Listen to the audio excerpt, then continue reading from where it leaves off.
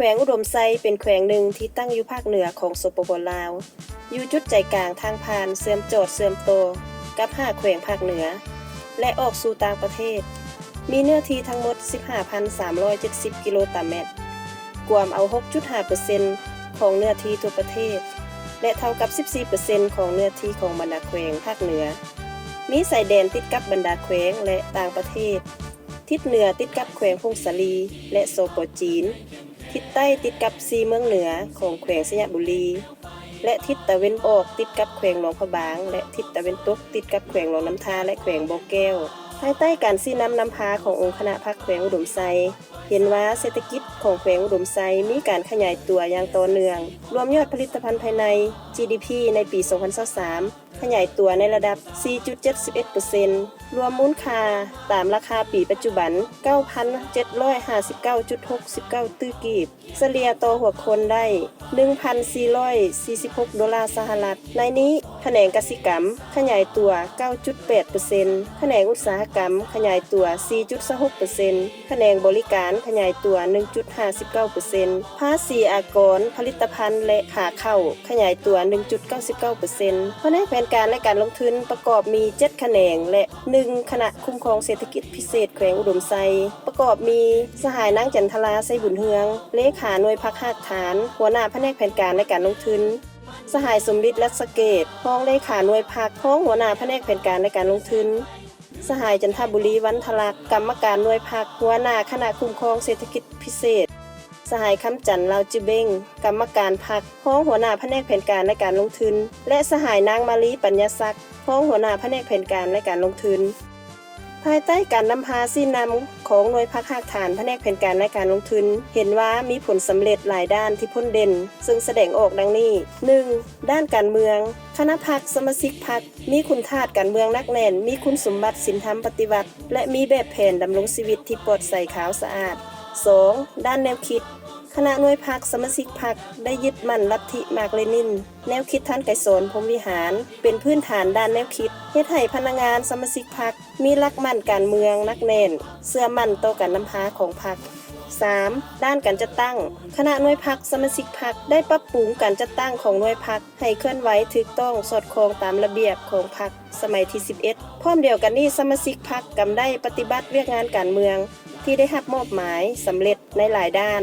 4. ด้านแบบแผนการนำพาคณะหน่วยพรรคสมาชิกพรรคได้ปฏิบัติหลักการร่วมศูนย์ประชาธิปไตยนำพาเป็นหมู่คณะบุคคลรับผิดชอบและถือเอาการจัดตั้งปฏิบัติระบบดำเนินชีวิตการเมืองของหน่วยพรรคเป็นปกติ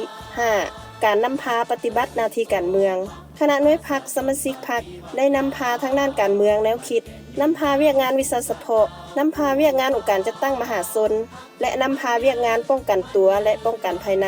แม้นสำเร็จตามการมอบหมายและมีความสงบเพื่อเฮ็ดให้บรรดาเวียกงานองค์การจัดตั้งมหาชนได้เคลื่อนไหวตามพระบทบาทสิทธิและหน้าที่ของตนเองหน่วยพรรคได้มอบหมายให้กรรมบาลเป็นเจ้าการในการกำหนดนโยบายการเยี่ยมยามสมาชิกเวลาเจ็บเป็นสาวนุ่มเป็นเจ้าการนำพาทุกขบวนการวิชาเฉพาะกีฬาศิลปะวรรณคดีและสาพันธ์แม่หญิงเป็นเจ้าการในการบูรณะรักษาความจบงามภายในแผนกแผนการและการลงทุนต่อการนำพาชี้นำดังกล่าวนี้เฮ็ดให้มีผลสำเร็จคือกรรมบาลหากฐานแผนกแผนการและการลงทุนได้รับพ้องเป็นกรรมบาล5เป็นเจ้า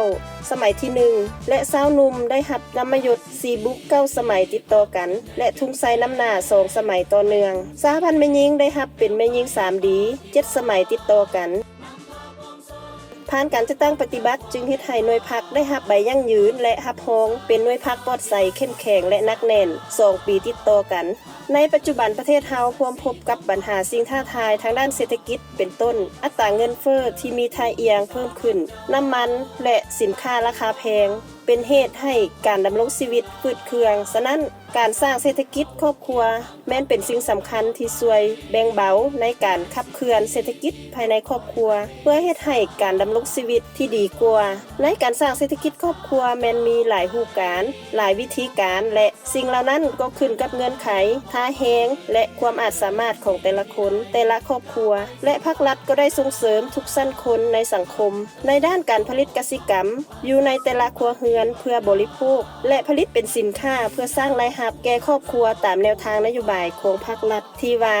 พึ่งตนเองกุ้มตนเองและสร้างความเข้มแข็งด้วยตนเองประกอบส่วนเข้าในการสร้างสาพัฒนาประเทศชาติดังนั้นคณะหน่วยภาคภาคฐานแผนกแผนการและการลงทุนจึงได้สุขอยู่ส่งเสริมสมาชิกพรรคพนักงานรัฐกรภายในแผนกแผนการและการลงทุนใช้เวลานอกโมงเพื่อสร้างรายรับตามท่าแหงบุมซ่อนของตนบนพื้นฐานถูกต้องตามแนวทางและนโยบายของพรรครัฐวางออกและเห็นว่ามีหลายครอบครัวได้ถือเอาการปลูกเลี้ยงและการบริการต่างๆเป็นการสร้างเศรษฐกิจครอบครัวซึ่งสามารถสร้างรายรับได้40ล้านหา60ล้านกีบต่อปีเฮ็ดให้หลายครอบครัวกลายเป็นครอบครัวตัวแบบในกลุ่มกองในนั้นครอบครัวสหายจันมณีจันตาเงินเป็นหนึ่งในบรรดาครอบครัวของพนักงานแผนกแผนการและการลงทุนที่เลือกเอาการบริการห้านอาหารและซักแห้งเพื่อบริการแขกภายในแขวงต่างแขวงและต่างประเทศที่มาท่องเที่ยวอยู่ภายในแขวงอุดมไซซึ่งสหายก็ได้ให้สัมภาษณ์ว่าข้าพเจ้าชื่อจันมณีจันตาเงินอายุ38ปีปัจจุบันนี้อยู่บ้านหลองก็เดือเมืองไส้แขงอุดมไส้เป็นพนักงานรัฐกรสังกัดอยู่แผนกแผนการและการลงทุนมาแต่ปี 2010 เป็นต้นมาตกมาหอดปี 2012 ข้าพเจ้าได้สร้างครอบครัวซึ่งมีครอบครัวนำกันทั้งหมด4 คนยิ่ง3 คนพื้นฐานแมนมักหักในการบริการมักหักในการปรุงแต่งข้าพเจ้าจึงใส่เวลาวางนอกโมงการเหตุการบริการทางด้านอาหารและก็สักแห้งทั่วไปฉะนั้นครอบครัวจึงได้ตัดสินใจลงทุนเหตุหารอาหารซึ่งเริ่มแต่ถ่ายปี 2018 เป็นต้นมาเพื่อสร้างรายรับเข้าในครอบครัวเทียบใส่เมื่อก่อนครอบครัวขาดเขินรายรับบ่เพียงพอกับรายจ่ายอาศัยเงินเดือนเป็นหลักแต่มาฮอดปัจจุบันนี้สภาพเศรษฐกิจของครอบครัวก็ดีขึ้นสามารถมีเรือนถาวรมีรถใหญ่รับใช้และเฮ็ดให้ชีวิตการเป็นอยู่ดีขึ้นเรื่อยๆมาสหายจันมณีจันตาเงินยังได้กล่าวตื่มอีกว่าซึ่งปัจจุบันนี้พวกเราเฮ็ดการบริการทั้งหารอาหารและก็สักแห้งทั่วไปสำหรับหารอาหารนี้ก็จะมีอาหารตามสั่งมีซีนดาดแล้วก็ซีนจุ่มแล้วก็มีห้องเพลงซึ่งเฮ็ดให้ลูกค้าที่มาใส่บริการนี้ก็มีความประทับใจแล้วก็มาใส่บริการปกติและต่อเนื่องเฮ็ดให้สามารถสร้างรายรับเข้าในครอบครัวเฉลี่ย 60-70 ล้านกีบต่อปีในตอนนี้จะสืบต่อปรับปรุงสถานที่การบริการคอร์สการบริการคาดว่าปี 2025 นี้จะให้มีรายรับเพิ่มขึ้นเฉลี่ย 80-90 ล้านกีบต่อปีครอบครัวสหายบุญมาลีเป็นหนึ่งในครอบครัวพนักงานแผนกแผนการและการลงทุนที่เลือกเอาการเลี้ยงงัวแบ่เพื่อค้ำประกันเสบียงอาหารและบริโภคภายในครอบครัวเหลือกินก็ขายภายในบ้านหลังจากนั้นเห็นว่าสังคมมีความต้องการหลายจึงได้ทดลองเลี้ยงหลายขึ้นเพื่อส่งขายภายในแขวงและต่างแขวงเฮ็ดให้ชีวิตการเป็นอยู่ภายในครอบครัวดีขึ้นกว่าเก่าซึ่งสหายก็ได้ให้สัมภาษณ์ว่าสบายดีเนาะข้าพเจ้าชื่อบุญมาลีอายุ35 ปีปัจจุบันอยู่บ้านวังไฮเมืองไซแขวงอุดมไซได้เฮ็ดเวียกอยู่แผนกแผนการและการลงทุนในปี 2013และได้สร้างครอบครัวในปี 2015ในครอบครัวมีสมาชิกทั้งหมด5 คนหญิง2 คนนอกจากเฮ็ดเวียกทางราชการแล้วเนาะข้าพเจ้าก็ได้สอกเวลาว่างน้องโมการเนาะมาเลี้ยงงัวและเลี้ยงแบ่เพื่อเป็นการสร้างนะครับเพิ่มให้แก่ครอบครัวถือว่าในเบื้องต้นเนาะการมาเลี้ยงงัวกับเลี้ยงแบ่มันเลี้ยงแบบธรรมชาติเลี้ยงในพื้นที่น้อยในเบื้องต้นนี้มีงัวทั้งหมดประมาณ8 ตัวและมีแบ่5 ตัวและตกมาในปี 2021เนาะถือว่าได้มีการศึกษาข้อมูลเทคนิคการเลี้ยงเนาะจากหลายภาคส่วนและอีกใส่สภาพพื้นที่ดินสวนที่ตนเองมีและเห็นว่าความต้องการของตลาดเนาะมีความต้องการสูงฉะนั้นเนาะข้าพเจ้าจึงได้ตัดสินใจมาลงทุนปลูกหญ้าเฮ็ดหัวในพื้นที่ดินเนาะประมาณ6 เฮกตาร์และสอกแนวพันธุ์งัวแนวพันธุ์แบ่เพื่อนบ้านมาเลี้ยงเนาะถือว่าในปัจจุบันนี้มีงัวทั้งหมดแม่น52 ตัวและมีแบ่ทั้งหมดแม่น38 ตัวก็ถือว่าสามารถสร้างรายรับสวยครอบครัวได้ปีหนึ่งประมาณ60 ล้านกีบต่อปี เทียบใส่เมื่อก่อนมีความยุ่งยากคาดเขินแต่มาฮอดปัจจุบันนี้ก็มีเครื่องรับใช้ในครอบครัวที่จำเป็นและสามารถปลูกเรือนถาวรมีพาหนะรับใช้ในครอบครัวและมีเงินทอนไว้จำนวนหนึ่งใช้ในเวลาฉุกเฉินและสหายบุญมาลียังได้กล่าวตื่มอีกว่าในตอนหน้าครอบครัวข้าพเจ้าเนาะมีแผนจะสืบต่อปรับปรุงระบบเทคนิคในการเลี้ยงและจะมีการขยายเนื้อที่เพิ่มอีกเลี้ยงงูให้ได้ประมาณ80โตหา100โตและเลี้ยงแบะได้100โตหา120โตและคาดคะเนให้สามารถสร้างรายได้แก่ครอบครัวได้100หา120ล้านกีบต่อปีครอบครัวสหายนางสุขสาครอินดาลาเป็นหนึ่งในบรรดาครอบครัวพนักงานแผนกแผนการและการลงทุนที่เลือกเอาการปลูกเห็ดนางลมและเลี้ยงสัตว์ปีกประเภทไก่เป็ดนกกังแกและเลี้ยงปลาจำนวนหนึ่งเพื่อค้ำประกันเสบียงอาหารและบริโภคภายในครอบครัวเหลือกินก็ขายภายในบ้านหลังจากนั้นเห็นว่าสังคมมีความต้องการหลายจึงได้ทดลองเลี้ยงหลายขึ้นเพื่อส่งขายภายในแขวงและต่างแขวงเฮ็ดให้ชีวิตการเป็นอยู่ภายในครอบครัวดีขึ้นกว่าเก่าซึ่งสหายก็ได้ให้สัมภาษณ์ว่าสบายดีข้าพเจ้าชื่อสุขสาครอินดาลาอายุ36ปีบ้านเกิดอยู่บ้านนาซาวเมืองไซแขวงอุดมไซซึ่งเป็นพนักงานรัฐกรอยู่แผนกแผนการและการลงทุนแขวงอุดมไซเริ่มเฮ็ดเวียกปี2013ฮอดปัจจุบันเนาะข้าพเจ้าได้สร้างครอบครัวข้าพเจ้าเลยมักฮักทางด้านการปลูกการเลี้ยงเช่นการเลี้ยงปลาเลี้ยงเป็ดเลี้ยงไก่การปลูกเห็ดนางลมซึ่งในนั้นการปลูกการเลี้ยงจะใช้เวลาอยู่นอกโมงราชการเช่นว่าการเลี้ยงปลาก็มี2น้องเลี้ยงเป็ดเลี้ยงไก่จำนวนหนึ่งเฮือนเฮ็ด1หลังเนาะเพื่อสร้างรายรับเข้าในครอบครัวเฉลี่ยปีหนึ่งได้ประมาณ30-40 ล้านกีบต่อปีตกมาฮอดปี2018ตนเองได้ไปร่วมฝึกอบรมเรื่องการเลี้ยงสัตว์ปีกการปลูกเห็ดและการเลี้ยงปลาโดยเปรียบเทียบกับพื้นที่ของตนเองที่มีอยู่จึงได้ขยายออกอีกในเมื่อก่อนการปลูกเห็ดยังเห็ดแบบปฐมประฐานการเลี้ยงสัตว์ปีกยังเลี้ยงแบบปล่อยตามธรรมชาติแม้นบ่ได้รับผลดีจึงได้สร้างเฮือนเห็ดในรูปถาวรและเลี้ยงสัตว์ในพื้นที่ขอบเขตจำกัดเทียบใส่เมื่อก่อนแม้นมีความยุ่งยากครอบครัวมีกันหลายคนเฮ็ดให้รายรับบ่เพียงพอกับรายจ่ายอาศัยเงินเดือนเป็นหลักมาฮอดปัจจุบันนี้ก็มีเครื่องรับใช้พาหนะในครัวเรือนที่จำเป็นสหายนางสุขสาครอินดาลายังได้กล่าวตื่มอีกว่า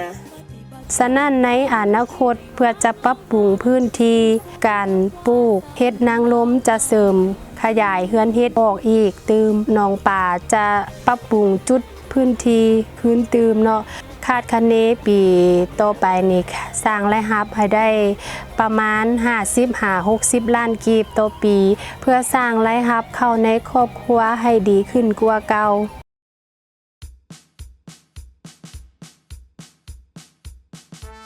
ข้าพเจ้าสหายนางจันทราไซบุญเฮืองเลขาหน่วยภาคภาคฐานหัวหน้าแผนกแผนการในการลงทุนแข่งอุดมไซ